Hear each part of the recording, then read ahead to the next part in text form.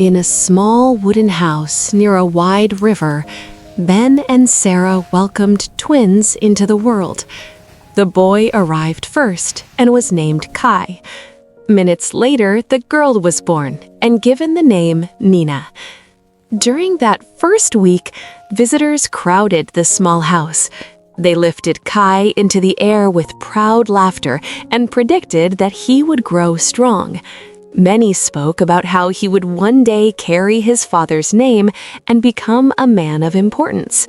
Nenah remained quietly in her basket. The first night after the visitors left was cold. Wind slipped through the thin cracks of the wooden walls. Sarah moved Kai's cradle closer to the warmth of the fire so that he would sleep comfortably. Nenah's cradle stayed against the far wall.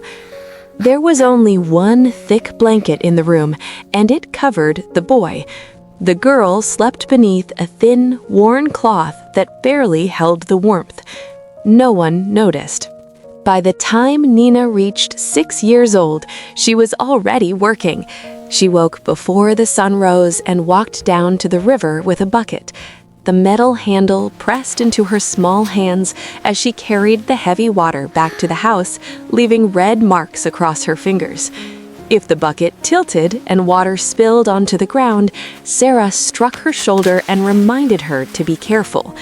Kai did not carry water. Kai ran outside to play near the river with the other boys of the village.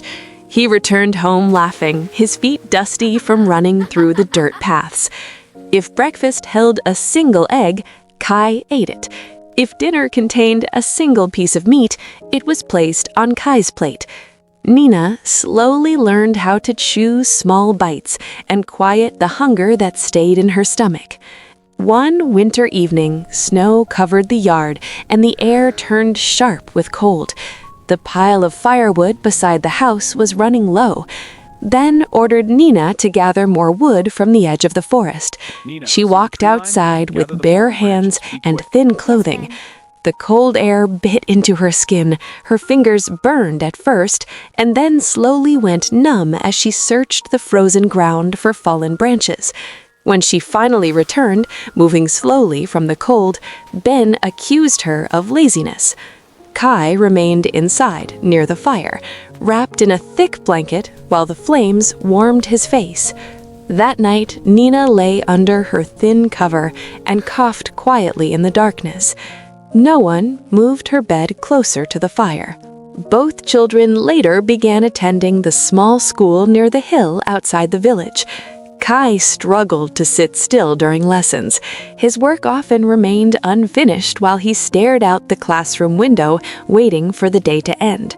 When teachers complained about his behavior, Ben dismissed the concerns and insisted that boys were meant for greater things than books.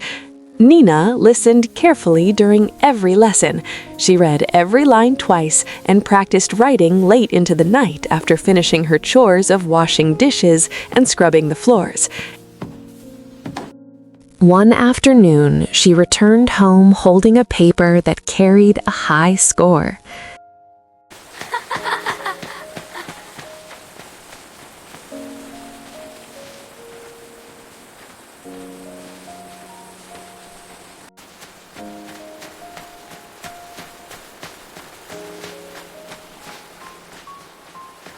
She approached her mother quietly and held the paper forward with cautious hope. Sarah never looked up. She sat by the table repairing a tear in Kai's jacket.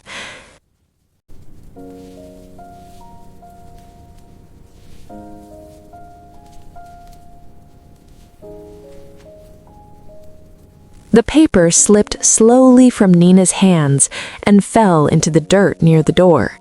Sarah told her to stop standing idly and fetch water.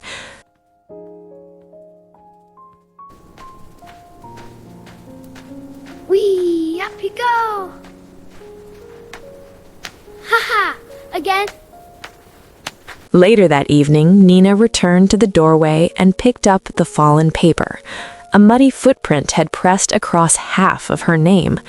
She wiped the dirt away as carefully as she could and folded the paper with quiet care.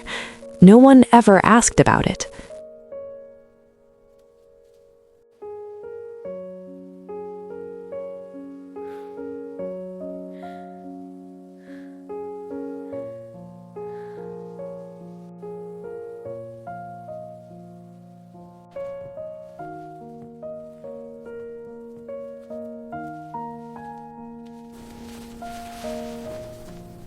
Years passed, and Kai grew tall but careless. Tools were left in the rain, chores were forgotten, and many mornings began with him sleeping long after the sun had risen. Ben continued telling neighbors that his son would someday accomplish great things. One afternoon, while cutting wood, Ben injured his back. The pain left him unable to work the long hours he once managed. Money quickly became scarce.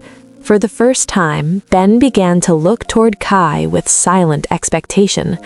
Kai attempted to work in town, but abandoned the job when the days became difficult.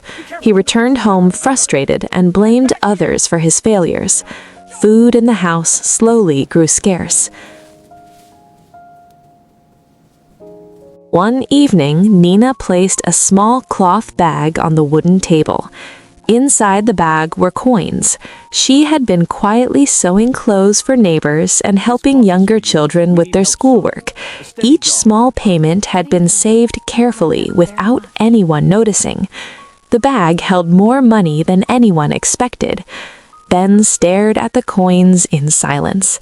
The amount was greater than what Kai had earned in an entire year. From that evening forward, Nenah paid for Ben's medicine. She bought food for the house and hired help to repair the leaking roof. Kai watched everything in silence. The house continued standing because of her work. Word of Nenah's careful work eventually reached a shop owner in town who was searching for someone honest and dependable. He offered her steady work. Ben did not stop her from accepting. He did not raise his voice or argue. He simply nodded. The morning Nenah prepared to leave, the house was unusually quiet. She packed her few clothes into a small bag while Sarah stood near the doorway without speaking. Kai remained behind his father, watching silently. Nenah stepped outside into the cool morning air and began walking down the narrow path toward the town. For a long moment, she did not look back. When she finally turned her head, the small wooden house appeared smaller than it had ever seemed before. Months passed. Money began arriving regularly from Nenah. The amounts were not large, but they were enough. Ben's medicine was paid for and food returned to the family table.